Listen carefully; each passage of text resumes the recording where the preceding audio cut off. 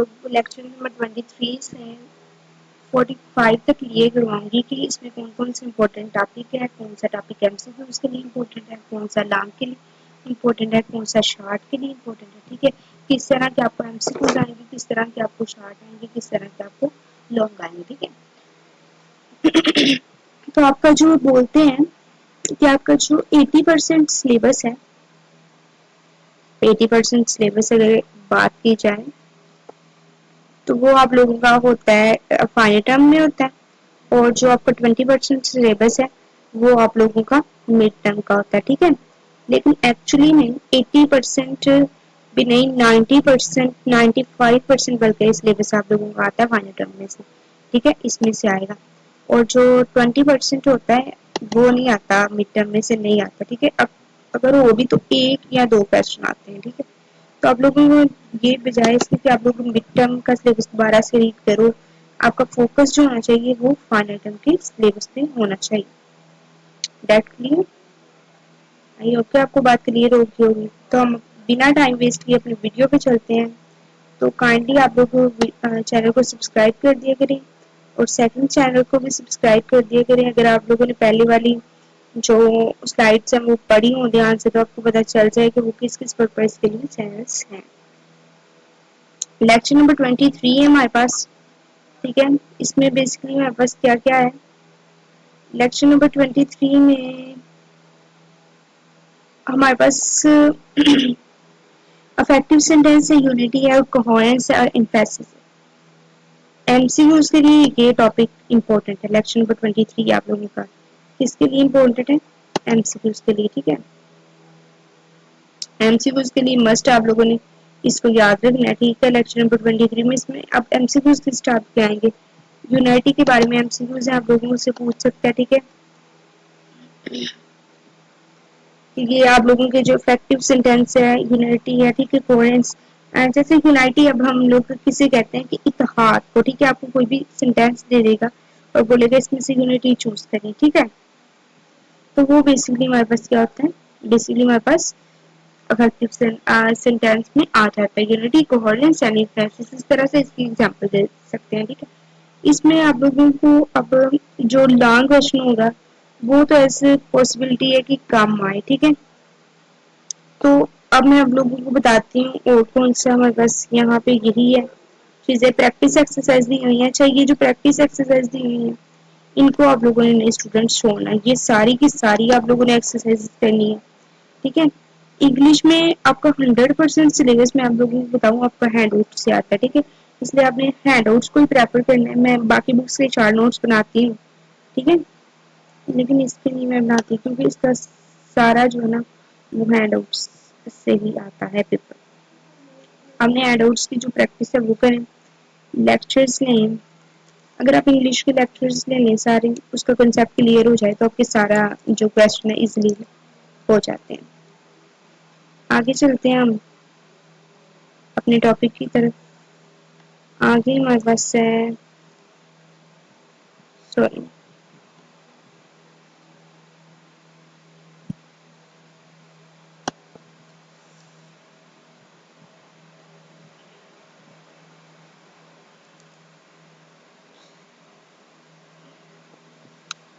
सारी आप लोगों ने प्रैक्टिस एक्सरसाइज कर लेनी है। ठीक है,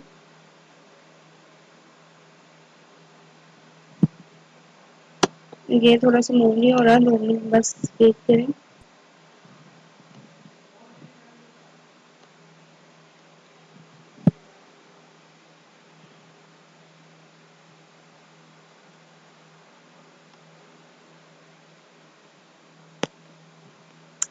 अच्छा, तो स्टूडेंट आगे जो हमारे पास है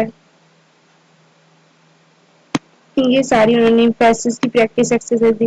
24 लेक्चर आइडेंटिफाइंग सेंटेंस एरर्स। इसमें से शॉर्ट और लॉन्ग इतने नहीं आते। एमसीक्यूज के लिए ये लेक्चर जो हमारे पास है इम्पोर्टेंट है। ठीक है, एमसीक्यूज के लिए आपके इस तरह से इम्पोर्टेंट है कि आप लोगों ने इसमें से एरर्स, सेंटेंस के जो एरर्स है वो ढूंढना है। सेंटेंस फ्रेगमेंट हो गया, रन ऑन सेंटेंस हो गया, एफ यूज, कॉमा सप्लाइज। ठीक है, ये सारे जो है ना एमसीक्यूज के लिए।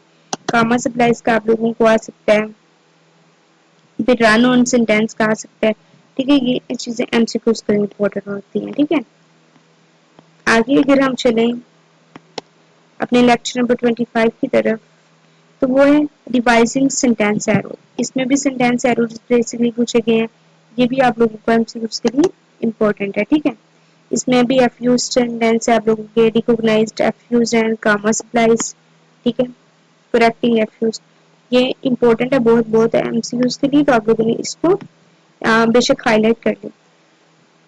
आगे सब्जेक्ट वर्ब एग्रीमेंट, वेरी मतलब इम्पोर्टेंट है एमसीक्यूज के लिए, और इसमें कोई इतना सब्जेक्ट और वर्ब को बस आप लोगों ने, सब्जेक्ट क्या होता है और वर्ब क्या होता है, ठीक है।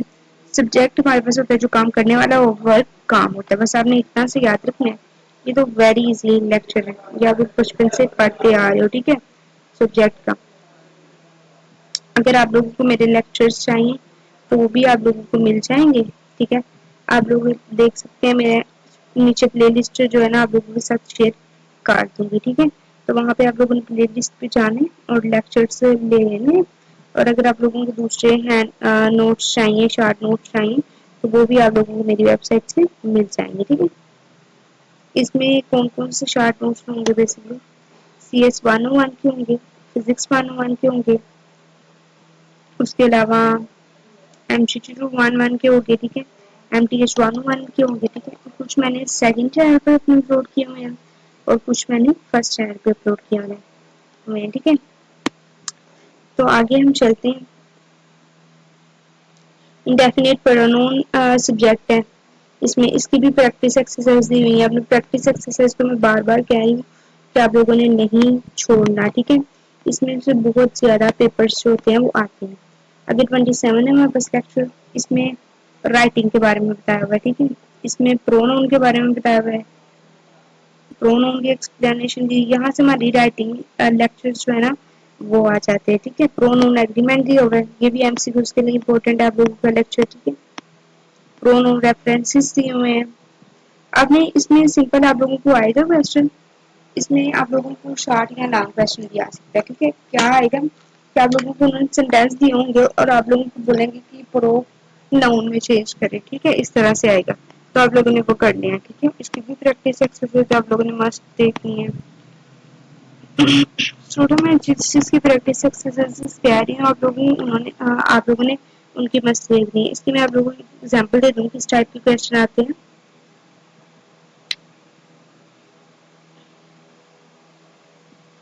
ये देखिए, एस डी आज told his father about being arrested, ठीक है। और इसमें रियाज क्या है, अब हमारे पास नाउन है, ठीक है, और ही begin to cry.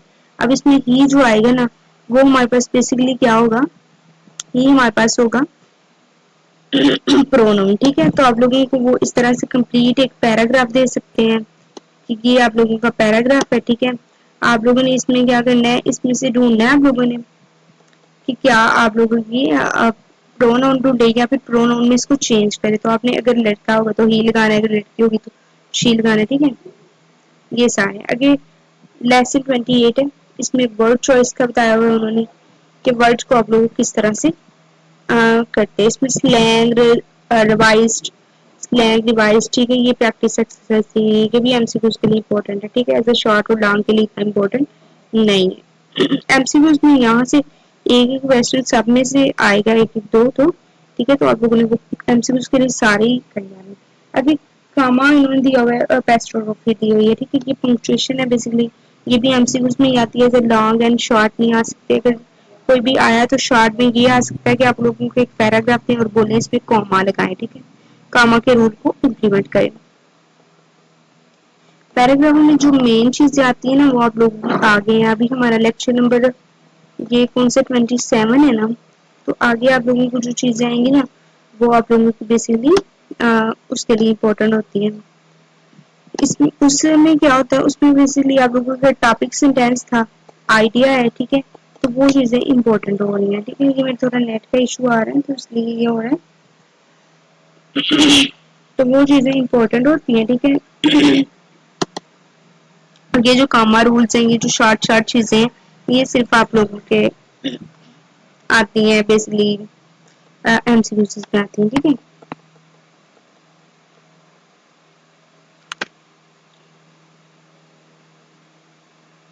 I hope कि आप लोगों को 27 तक क्लियर हो गया होगा।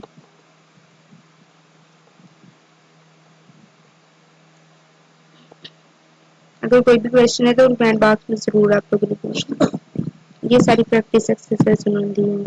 अगर 30 लेक्चर है इफेक्टिव राइटिंग, हम लोग किस तरह से इफेक्टिव राइटिंग कर सकते हैं पैराग्राफ्स की, ठीक है।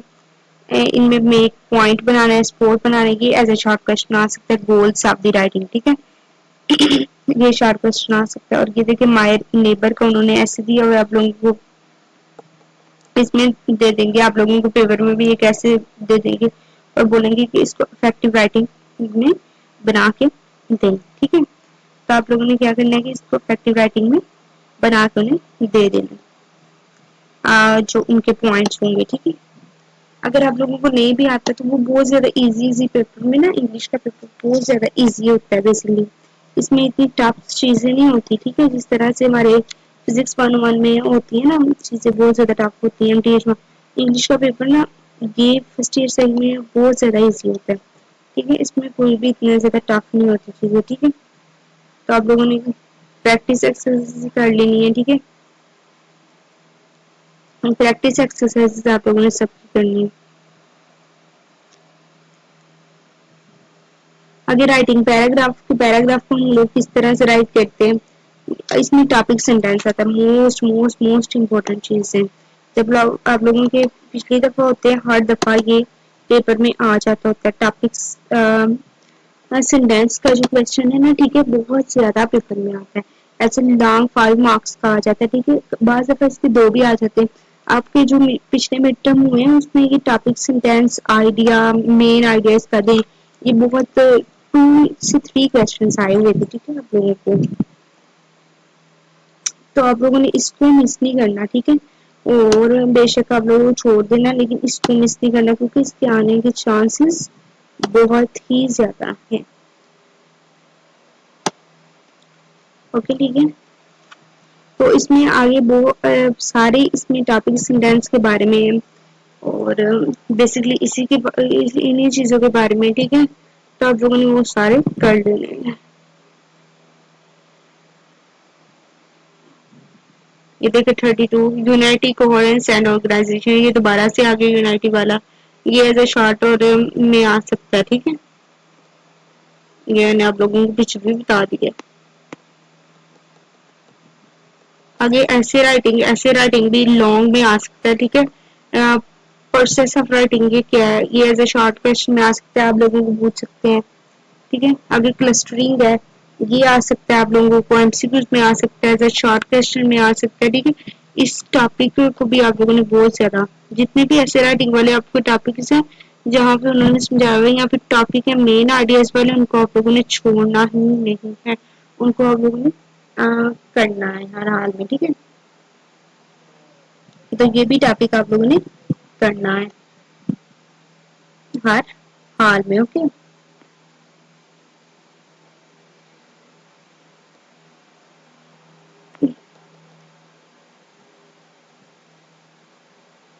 क्या हो रहा है बेसिकली,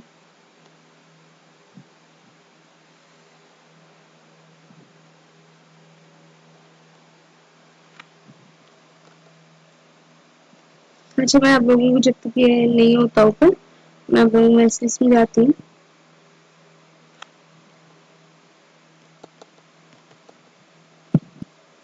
अच्छा ऐसी राइटिंग वाले आगे इसमें सारे टॉपिक्स आ रहे हैं, ठीक है।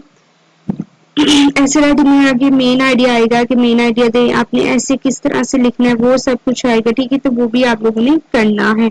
अभी 33 से 38 39 40 तक यही लेसन स्टार्ट है, ठीक है। इसमें ऐसे राइटिंग के बारे में ही है, बेसिकली मैंने सारे लेक्चर्स बनाए हुए हैं बहुत अच्छी तरीके से, तो वो आप लोगों ने कर लेने हैं, ठीक है।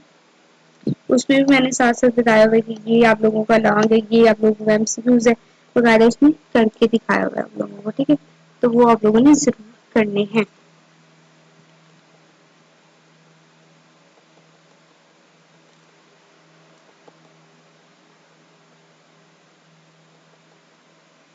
ये भी ऐसे राइटिंग के बारे में, ऐसे राइटिंग में बस चले इंट्रोडक्टिव पैराग्राफ होता है, फिर उसका कंक्लूजन होती है, फिर उसका अंदर वाला मेन आइडिया होता है, ठीक है।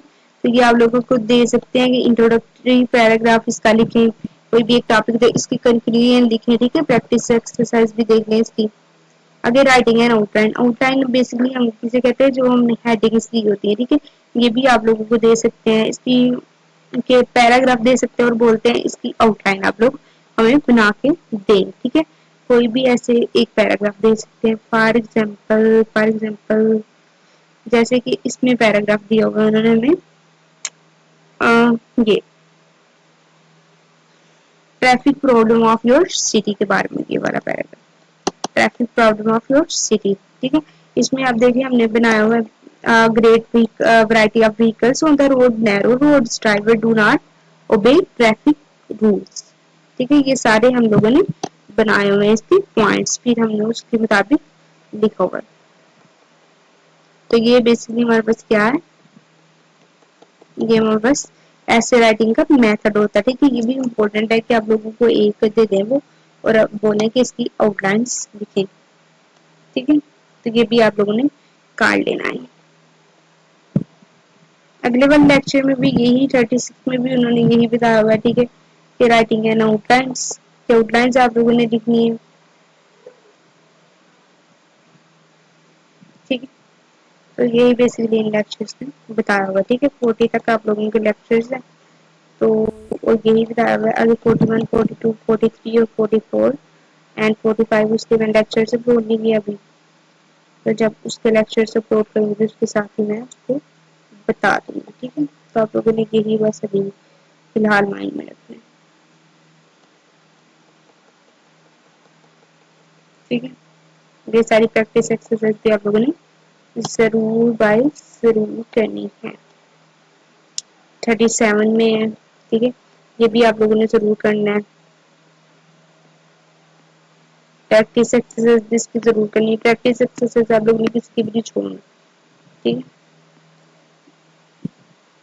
ये based of organisation text linear cyclic process है, cause and effect, cause and effect वाला बहुत ज्यादा इंपॉर्टेंट है, ऐसा शॉर्ट में आ सकता है, लॉन्ग में आ सकता है और एमसीक्यूज में भी ये क्वेश्चन बहुत ज्यादा पूछे जाते हैं। कॉज बताएं और इफेक्ट, कॉज क्या होती है, वजह होती है, इफेक्ट उसका असर क्या हुआ, ठीक है, जैसे बच्चे को मारे और वो बच्चे को मैंने मारा और वो रो पड़ा, ठीक है, ये जो रोना है वो उसका इफेक्ट होगा, कॉज क्या है, उसकी वजह क्या है कि मारा गया है, ठीक है, तो ये बेसिकली कॉज इफेक्ट हो सकता है। इसकी भी प्रैक्टिस एक्सरसाइज आप लोगों ने नहीं छोड़नी, ये भी बहुत ज्यादा इंपॉर्टेंट क्वेश्चन है एज अ पेपर के लिए, ठीक है, तो बाकी मैंने आप लोगों के साथ डिस्कस कर दी है, तो बाकी भी मैं उसके लेक्चर्स के साथ साथ अपलोड कर दूंगी, ये तो फिलहाल आप लोग करें ना, आज मेरा कंप्यूटर भी थोड़ा सा पता नहीं क्या कर रहे हैं, कुछ खराबी है शायद इसमें, तो इसलिए ना मैं नहीं चाहती कि आप लोगों का टाइम जाया हो, तो इंशाल्लाह फिर नेक्स्ट वीडियो में मैं आप लोगों को बता दूँगी, ठीक है, ओके।